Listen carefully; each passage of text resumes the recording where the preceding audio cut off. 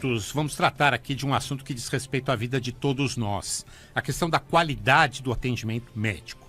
Nós estamos em contato com o presidente da Associação Paulista de Medicina, Dr. Antônio José Gonçalves, para falar sobre esse número impressionante. Só nos 2 últimos anos, o Ministério da Educação aprovou a abertura de 77 novos cursos de medicina no país. Doutor Antônio, não é muito curso, não? O que está acontecendo? Bom dia. Bom dia, Sabino. Bom dia, Lobato. Bom dia. Lobato, é uma satisfação muito grande falar com vocês e bom dia aos ouvintes da Bandeirantes. Essa situação é uma situação que a gente já vem denunciando há alguns anos, né? Esses 77 são a ponta do iceberg. Hoje nós temos no nosso país 494 cursos de medicina. 80% deles privados, instituições privadas. Isso mostra o mercantilismo que está acontecendo na formação do médico. E isso impacta na qualidade da formação. A formação do médico está muito ruim, né? Vocês terem uma ideia, na última avaliação do MEC, de 300 escolas, não foi das 490, nós tivemos apenas 6 que tiveram a nota máxima, conceito ótimo, né? 30 escolas tiveram conceito 1 e 2, que seria péssimo e ruim, né? E esses médicos saem com o diploma e vão atender diretamente a população.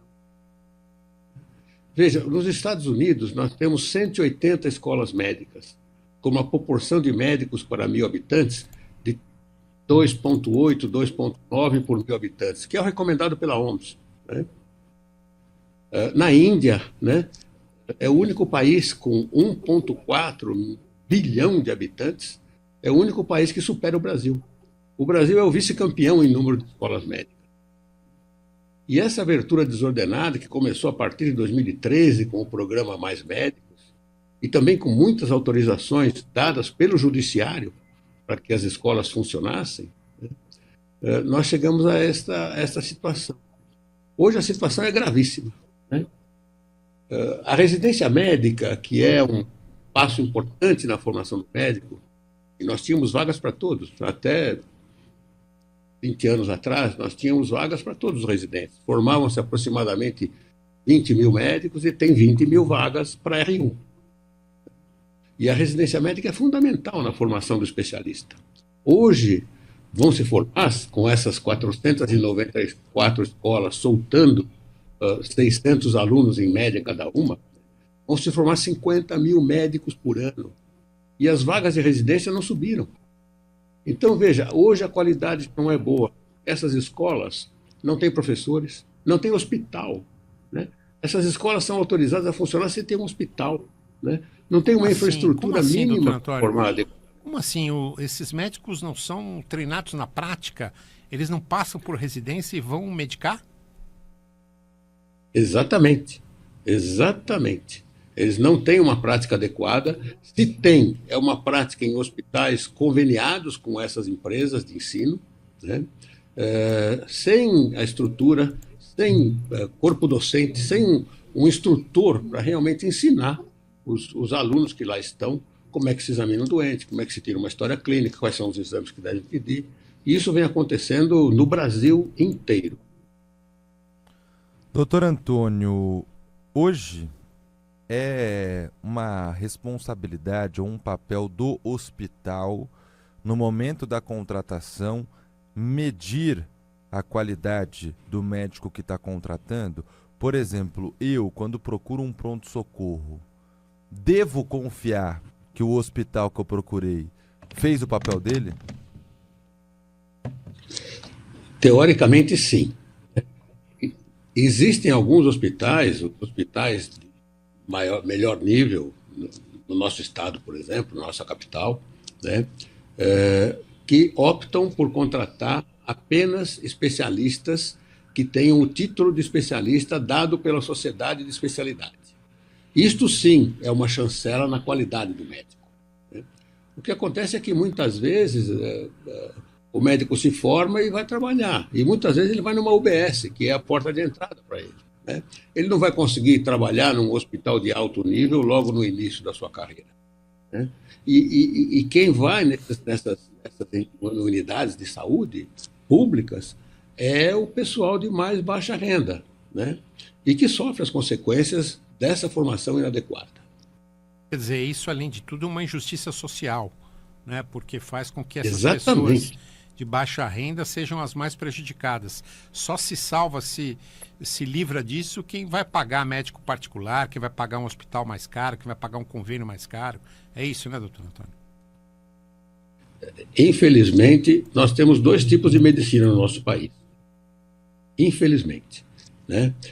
Eu sou professor da Santa Casa, já saí de lá há um ano e pouco, fui professor titular de cirurgia lá, e tive muito contato com residentes, com alunos e com esse pessoal mais pobre, digamos assim, com menos condições sociais, né? Lá a gente ainda faz uma medicina muito adequada, mas mesmo assim ainda faltam alguns equipamentos, porque o próprio SUS não cobre alguns equipamentos, né? Então, veja, há necessidade de a gente incrementar o SUS. O SUS paulista aqui em São Paulo melhorou muito a situação das Santas Casas, muito, porque praticamente quintuplicou a tabela SUS nacional. E isto melhora a condição do hospital e, consequentemente, melhora a formação do médico. Agora, doutor Então, Antônio, nós temos que investir. doutor Sim. Antônio, na advocacia há o exame da ordem, né? Da Ordem dos Advogados do Brasil.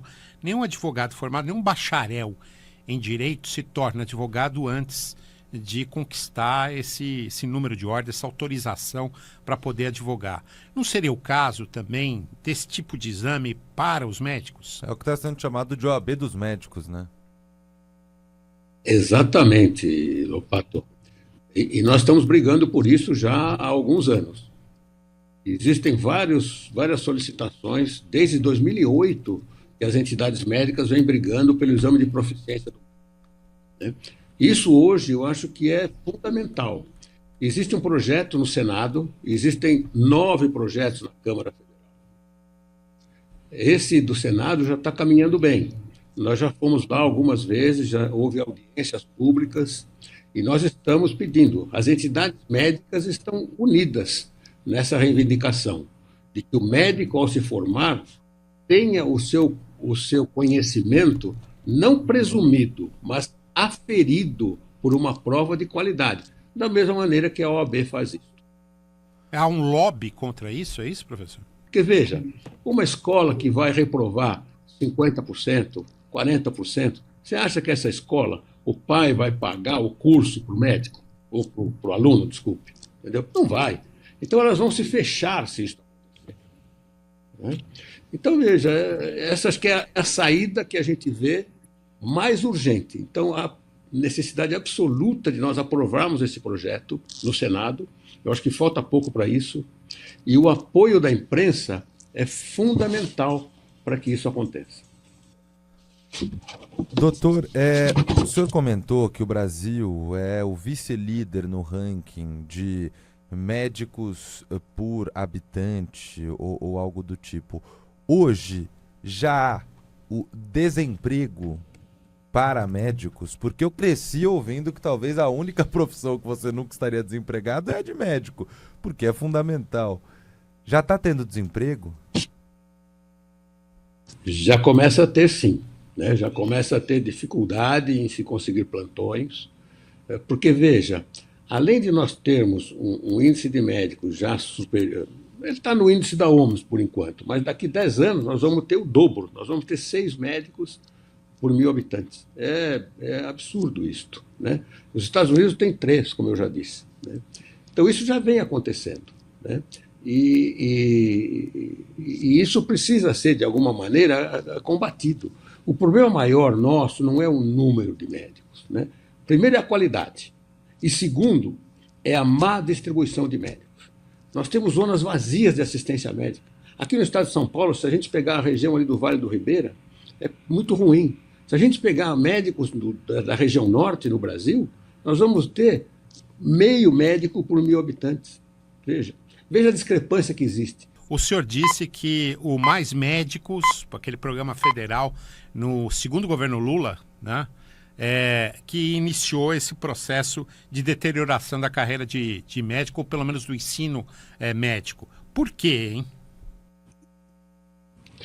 Então, na realidade, naquela época, havia realmente uma falta do número de médicos, né?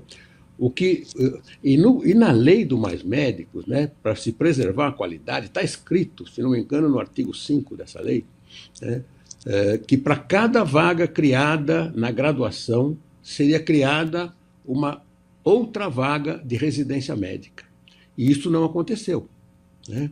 Então, realmente, naquela época havia isto. Só que as entidades privadas que abriram as escolas, elas viram nisso um grande negócio. Veja, a mensalidade média de um curso de medicina, de um aluno, é por volta aí de 12 mil reais. Tem escolas que chegam a 15, 16 mil reais. Veja, multiplique isso por 100 por ano, multiplique por 6, né? Para cada médico se formar, ele investe aproximadamente R$1 milhão, né? Então, é um valor muito grande e isto é um chamativo para as escolas ganharem dinheiro, tendo como primeira preocupação o dinheiro e deixando o ensino, a qualidade, em segundo plano.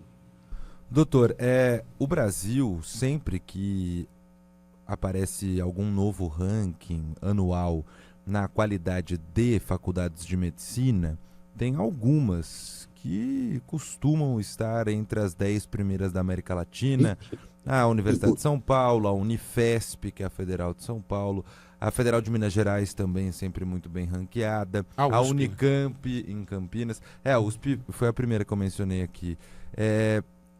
Hoje, existe alguma forma da gente comparar com outros países o nível geral de formação de médicos e que isso evidencia de fato que ainda existem ótimos médicos sendo formados no Brasil, mas que na média vem caindo? Aliás, nessa atuada da pergunta do Lupato, professor, eu acho que a gente tem vários países dentro de um só, né? São Paulo é incomparável com o resto do Brasil, não é isso? Exatamente, né? Exatamente. A qualidade, nós temos cursos excelentes aqui. Tanto que nós temos uma medicina praticada aqui, nos grandes centros principalmente, que ela é comparável à medicina feita na Europa, nos Estados Unidos. Nós fazemos tudo aqui, né? Tudo. Transplantes, tratamento de câncer, enfim, as cirurgias minimamente invasivas, né? Nós temos uma expertise muito grande nisto aqui. E fazemos isto, né? Agora, o que a gente vê é que, com essa tendência dessa formação inadequada, isso deve piorar com o passar dos anos. E isso no fundo, vai acabar enterrando a profissão médica, né? Vai degringolar de uma maneira tão grande a formação, né? Que Veja, a Unicamp que você citou, né? Eu estava ouvindo outro dia o professor bom, não me recordo o nome, Gilson Barreto, que foi professor da Unicamp, né? Dizendo que ele já teve alunos lá que escrevem osso com C cedilha, alunos de medicina da Unicamp. Então, vejam, né? Isso está acontecendo no nosso país e isso não pode passar desapercebido e nós temos responsabilidade nisto, né? Nós temos responsabilidade em denunciar e em corrigir isto. E a Associação Paulista de Medicina, junto com a Associação Médica Brasileira, o Conselho Federal de Medicina, os conselhos regionais, nós estamos unidos, batalhando contra essa situação e tentando buscar uma solução para isso. Doutor Antônio José Gonçalves, presidente da Associação Paulista de Medicina, muito obrigado pelas suas informações aqui e importante a denúncia que o senhor faz. Vamos continuar nesse assunto. Muito obrigado, bom dia para o senhor. Bom dia, muito obrigado.